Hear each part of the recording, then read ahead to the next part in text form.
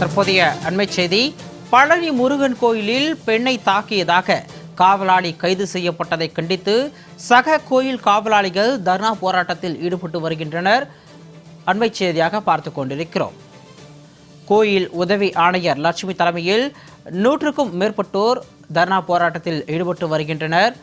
தற்போதைய அண்மை செய்தியாக பார்த்து கொண்டிருக்கிறோம். கூடுதல் விவரங்களோடு பழனியிலிருந்து செய்தியாளர் ரியாஸ் இணைப்பில் இருக்கிறார். அவரிடம் விவரங்களை கேட்டு பெறலாம். வணக்கம் ரியாஸ். தற்பொழுது காவலாளியின் கைதை கண்டித்து சக காவலாளிகள் போராட்டத்தில் ஈடுபட்டு வருகின்றனர். நடந்தது என்ன? விரிவான விவரங்களை வழங்கலாம். சிகாமணி பழனியில் அருள்மிகு தண்டாயுதபாணி சுவாமி கோவிலில் நேற்று இரவு கோவிலுக்கு வந்த பெண்ணை தாக்கியதாக கூறி கோவில் செக்யூரிட்டி மதுரை வீரன் என்பவரை கைது செய்யப்பட்டதை கண்டித்து உதவி ஆணையர் லட்சுமி தலைமையில் 100க்கும் மேற்பட்ட கோவில் செக்யூரிட்டி பணியாளர்கள் பணியை புறக்கணித்து அடிவார காவல் நிலையம் முன்பு தர்ணா போராட்டத்தில் ஈடுபட்டு வருகின்றனர். ஆனால் பக்தர்கள் அவதியடைந்துள்ளனர். மேலும் கோவிலில் உள்ள அனைத்து டிக்கெட் கவுண்டர்களும் நிறுத்தப்பட்டுள்ளது. மேலும் பழனி அடிவார கிரிவல பாதையில் உள்ள பேட்டரி கார்களும் நிறுத்தப்பட்டு பாதுகாப்பு பணிகள் அனைத்தும் நிறுத்தப்பட்டுள்ளது. மேலும் ரோப் கார் சேவை, மின் இழுவை ரயில் அனைத்தும் நிறுத்தப்பட்டதால் பழனி கோயில் கடும் பரபரப்பு நிலை வருகிறது.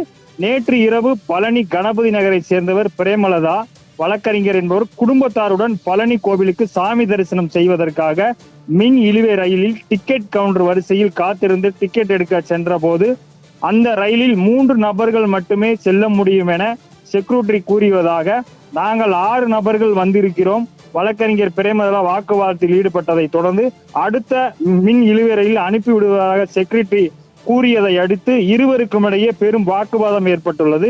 இதனை அடுத்து மலைக்கோவிலுக்கு சென்ற வழக்கறிஞர் பிரேமலதா சாமி தரிசனம் முடித்துவிட்டு மலையில் இருந்து கீழே இறங்கி வந்து பழனியில் உள்ள உள்ளூர் வழக்கறிஞரை அழைத்து கொண்டு பிரேமலதா கோவிலில் உள்ள மின் இழுவை ரயில் அலுவலகத்தில் வழக்கறிஞருடன் போராட்டத்தில் ஈடுபட்டனர்.